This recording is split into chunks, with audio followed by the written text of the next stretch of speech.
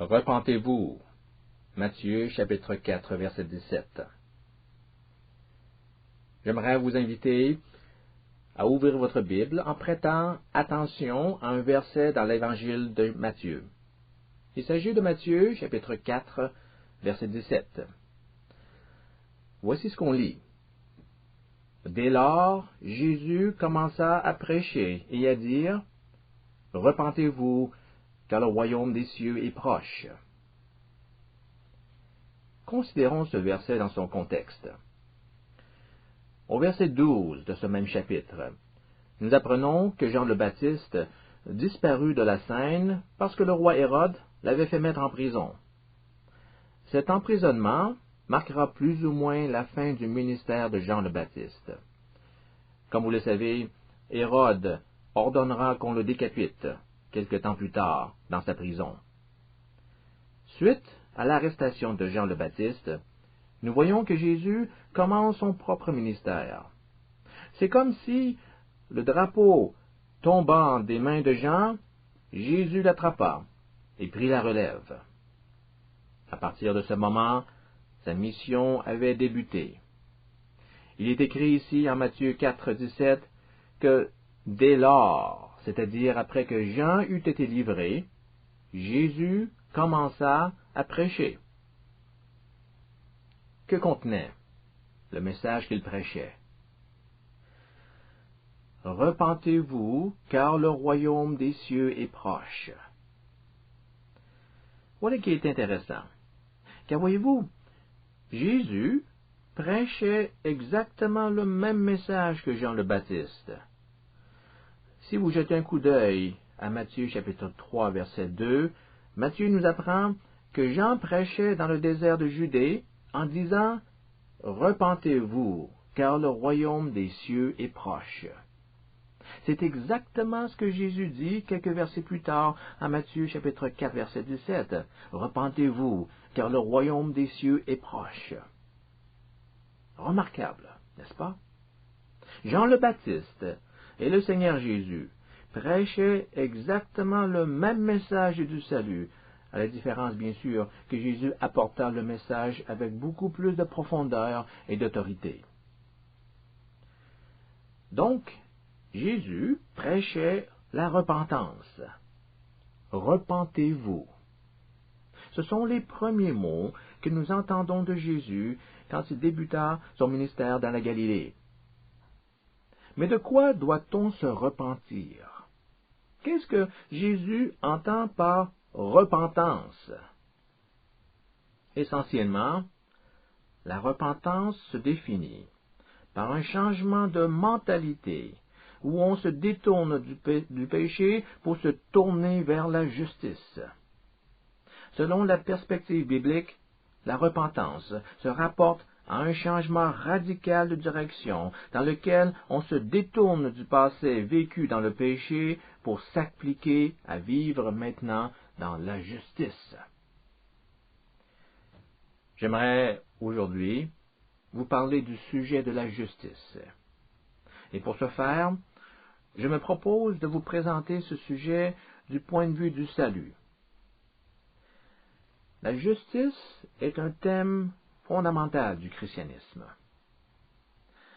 Et laissez-moi vous dire tout de suite que la justice doit obligatoirement se retrouver dans la vie de tout croyant. S'il n'en est pas ainsi, si la justice ne fait pas partie du caractère du chrétien, celui-là n'a pas le droit de professer une foi en Christ. C'est aussi simple et radical que cela. Nous y reviendrons. Souvenez-vous de cet incident.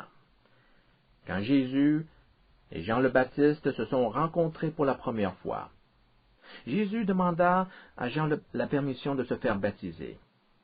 Mais Jean voulut s'opposer à cette idée. Il ne se considérait pas digne d'un tel acte. Mais Jésus insista et dit en Matthieu chapitre 3 verset 15, « Laisse faire maintenant, car il est convenable que nous accomplissions ainsi toute justice. » Ainsi, Jésus disait à Jean, « Accepte de me recevoir dans ton ministère de baptême. La raison? Car il est convenable que nous accomplissions ainsi toute justice. Le souci qui occupait l'esprit de Jésus concernait son désir d'accomplir toute justice. Et remarquez le caractère complet de cet accomplissement. Jésus ne s'intéressait pas qu'à la justice, mais à toute la justice. Ce souci de la justice faisait tellement partie de la personnalité de Jésus qu'on l'appelle tout simplement le juste en 1 Jean chapitre 2 verset 1. Il a accompli toute justice en se soumettant au baptême de Jean, le plus grand se soumettant au ministère du plus petit. Il prêcha le message de la justice en invitant les gens à se repentir, en leur demandant de se détourner du péché pour se tourner plutôt vers la justice. Après avoir mentionné ce mot « justice » plusieurs fois, il nous faut maintenant le définir clairement. Comment devons-nous comprendre l'action d'accomplir la justice? Fondamentalement, il s'agit d'obéir à tout ce que Dieu a commandé et de vivre selon les attentes de Dieu à l'égard de son peuple. Ainsi, dans la Bible, la justice pourrait se définir par une relation juste tant avec Dieu qu'avec les hommes. Il s'agit d'un mot très pratique dans les Écritures. Il se rapporte à la vie, à nos relations. La justice, je le répète, a rapport avec une relation juste de l'homme avec Dieu et avec ses semblables. Vous vous souviendrez de la réponse de Jésus lorsqu'un scribe lui demanda ce qu'il pensait être le plus grand commandement dans la loi. Jésus répondit en disant que tous les commandements de la loi pouvaient se résumer en une seule phrase.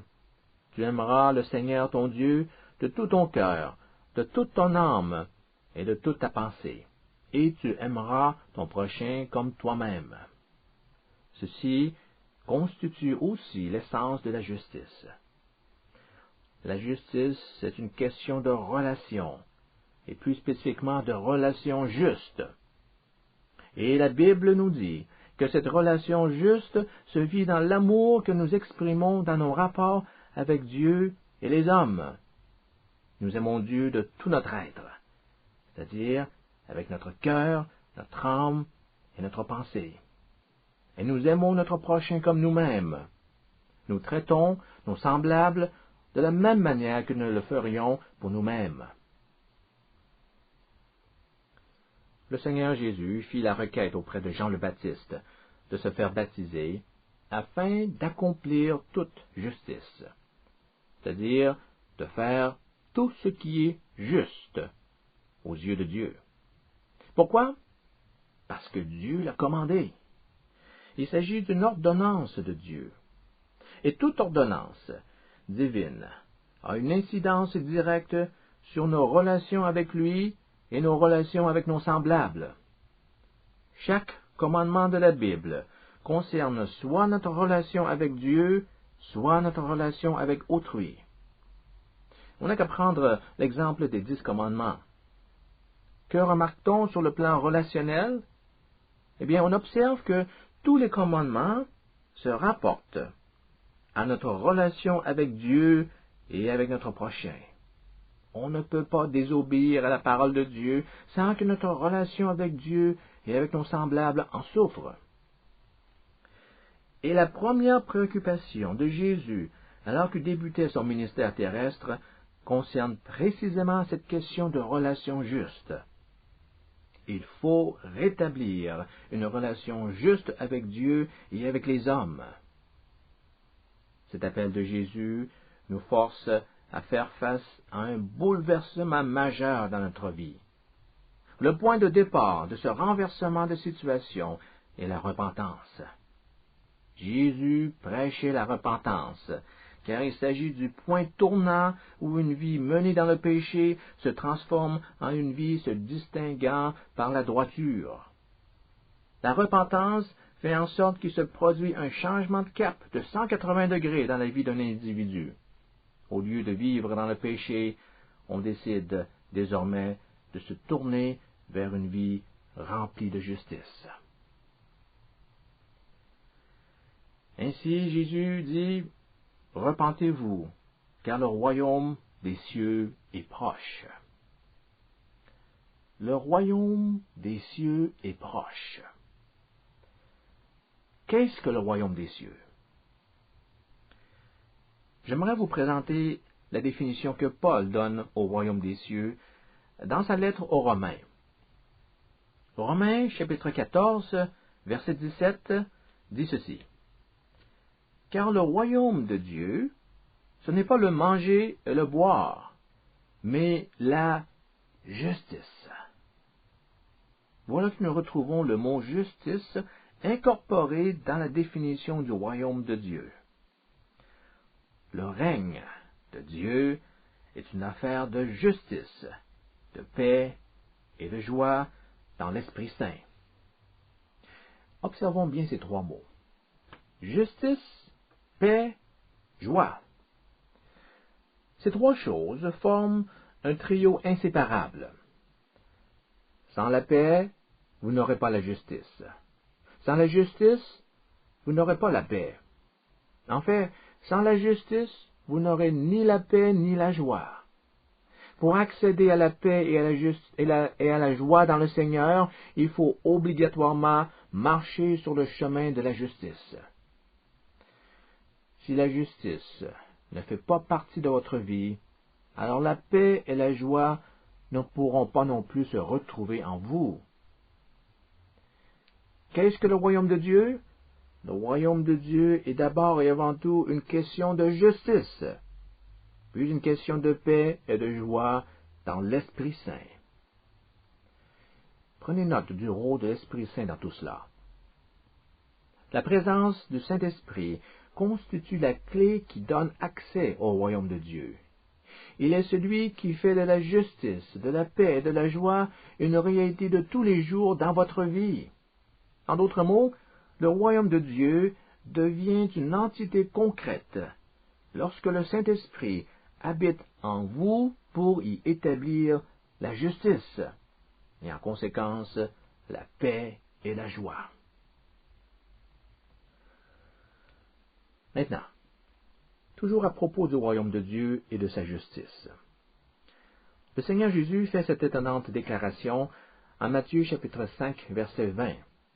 Il dit, « Si votre justice n'est pas supérieure à celle des scribes et des pharisiens, vous n'entrerez pas dans le royaume des cieux. » Voilà de quoi nous faire réfléchir. Surpasser la justice des pharisiens? Être plus juste qu'un pharisien? Comment est-ce possible quand on connaît leur ferveur religieuse? Ces chefs religieux suivaient à la lettre toutes les prescriptions de la loi de Dieu.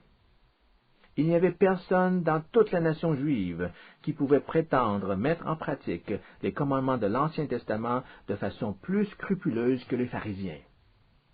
Sur le plan de la religiosité, les pharisiens formaient une classe à part, bien au-dessus de tout le reste de la société. Et pourtant, Jésus nous dit, si votre justice n'est pas supérieure à celle des scribes et des pharisiens, vous ne pourrez tout simplement pas entrer dans le royaume de Dieu. L'apôtre Paul n'a jamais relié ses origines pharisaïques. Même après sa conversion, il affirme qu'il demeure encore un pharisien. Si vous lisez le livre des Actes, vous allez vous rendre compte que vers la fin de ce livre, au chapitre 23, verset 3, Paul dit ouvertement, « Je suis pharisien, fils de pharisien. » Il ne dit pas « j'étais un pharisien ». Même après être devenu un chrétien, Paul se considère encore comme un pharisien. On ne peut pas faire une telle déclaration sans sous-entendre par le fait même que les doctrines enseignées par les pharisiens soient similaires à celles des chrétiens. En ce qui regarde la loi de Moïse, il n'y avait, à toute fin pratique, aucune différence entre l'enseignement des pharisiens et ce que les chrétiens enseignent. D'ailleurs, Jésus fait la même remarque. En Matthieu chapitre 23, versets 2 et 3, il dit « Les scribes et les pharisiens sont assis dans la chaire de Moïse. Faites donc et observez tout ce qu'ils vous disent, mais n'agissez pas selon leurs œuvres, car ils disent et ne font pas. Faites et observez tout ce que les scribes et les pharisiens vous disent. » En d'autres mots, le Seigneur Jésus disait, « Observez ce que les pharisiens vous enseignent de faire. » Encore une fois, une telle déclaration, une déclaration de cette nature, implique nécessairement que Jésus reconnaissait la validité de l'enseignement des pharisiens. Certes, il en a critiqué certains aspects, mais dans l'ensemble, Jésus approuvait leur enseignement. Ce qu'il reprochait le plus aux pharisiens, c'était de ne pas mettre en pratique ce qu'eux-mêmes prêchaient. N'agissez pas selon leurs œuvres, car ils disent et ne font pas. Ils parlent d'une manière, mais agissent autrement. Mais peut-on affirmer que les pharisiens soient sauvés? Font-ils partie du royaume des cieux? Non, si on se fie sur les paroles de Jésus. Si votre justice n'est pas supérieure à celle des pharisiens, alors vous ne serez pas sauvés. Vous ne pourrez pas entrer dans le royaume de Dieu. C'est pourquoi je répète constamment dans nos leçons que faire preuve d'une minutieuse orthodoxie dans votre théologie n'est pas suffisant pour trouver une place dans le royaume des cieux. C'est l'avertissement que Jacques nous donne dans le 2e épître de sa lettre. Il nous dit, « Ne pensez pas que vous allez être sauvés parce que vous croyez qu'il y a un seul Dieu. Les démons y croient aussi, et ils sont bien loin du salut. Ne pensez pas que vous allez être sauvés par le fait de croire que Jésus est le Fils de Dieu. Les démons y croient aussi. Une foi en Dieu qui ne se manifeste pas par des actes est une foi qui est morte.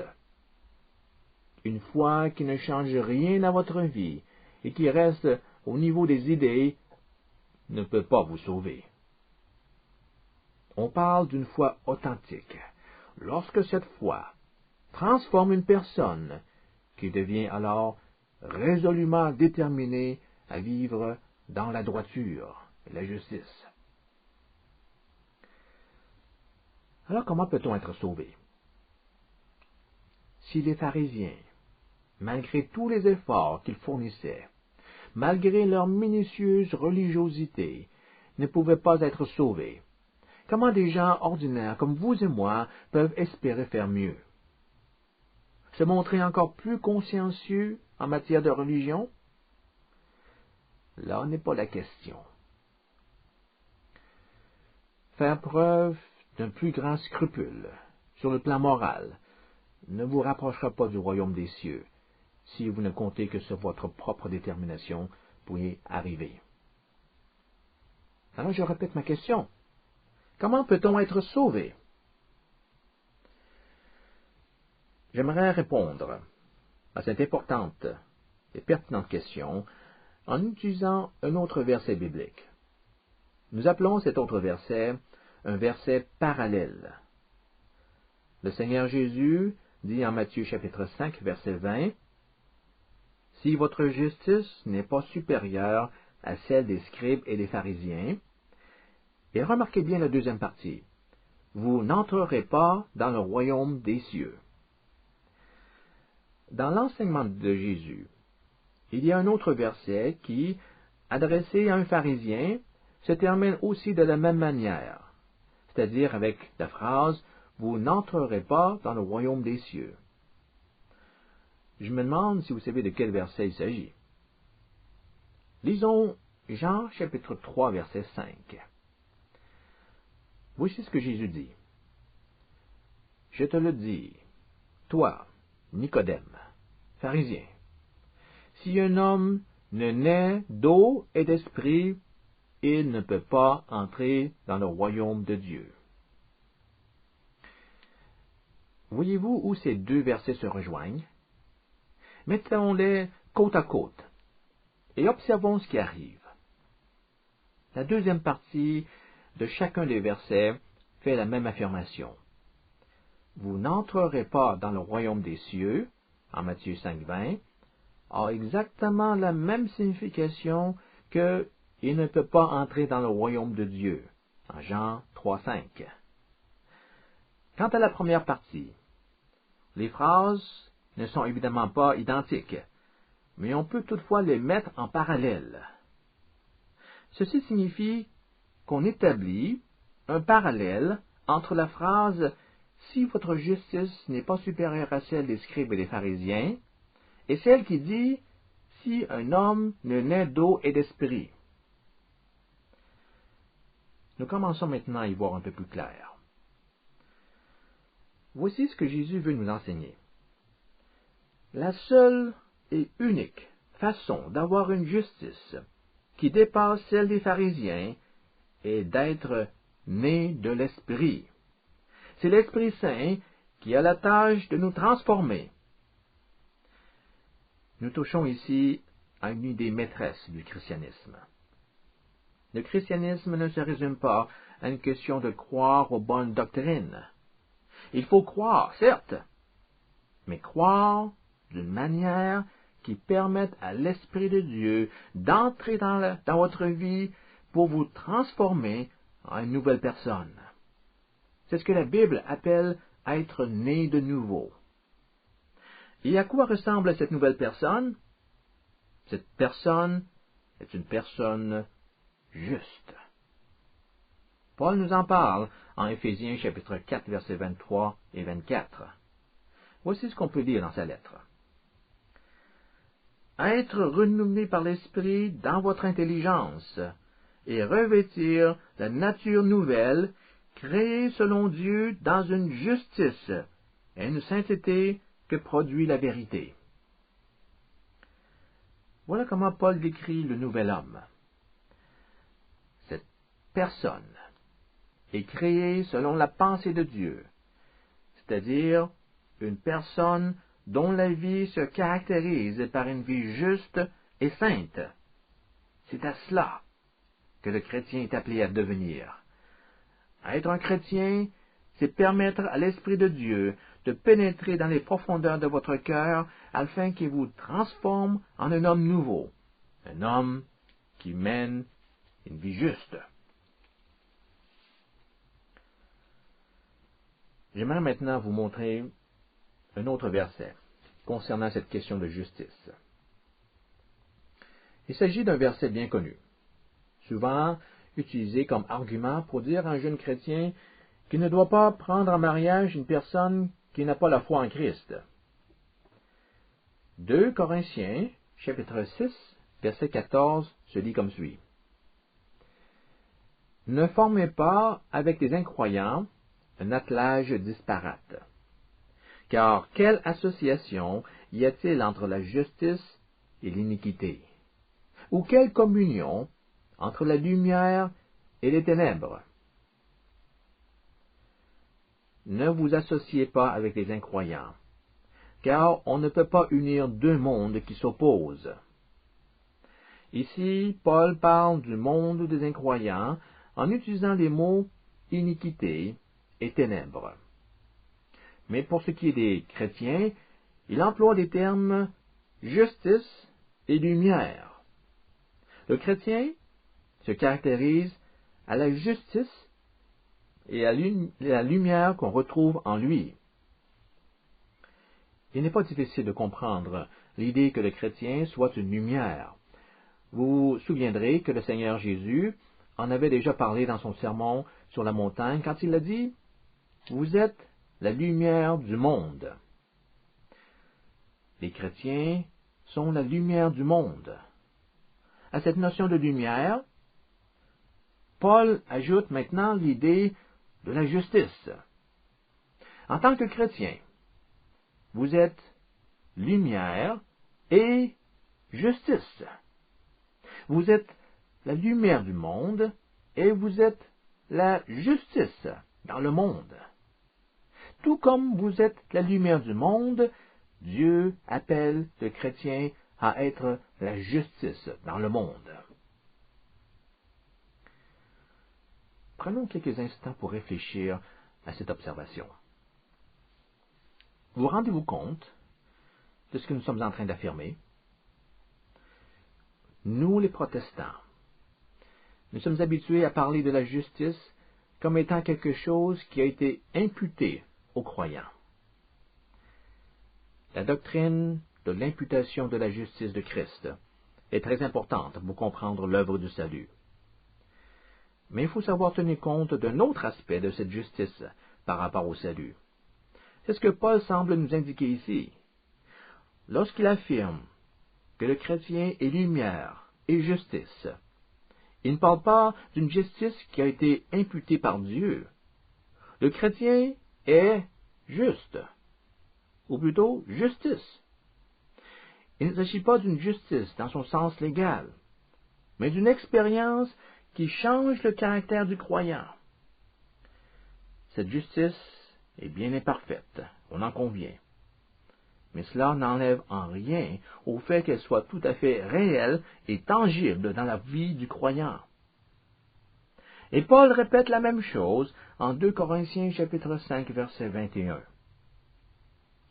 Là, on lit ceci.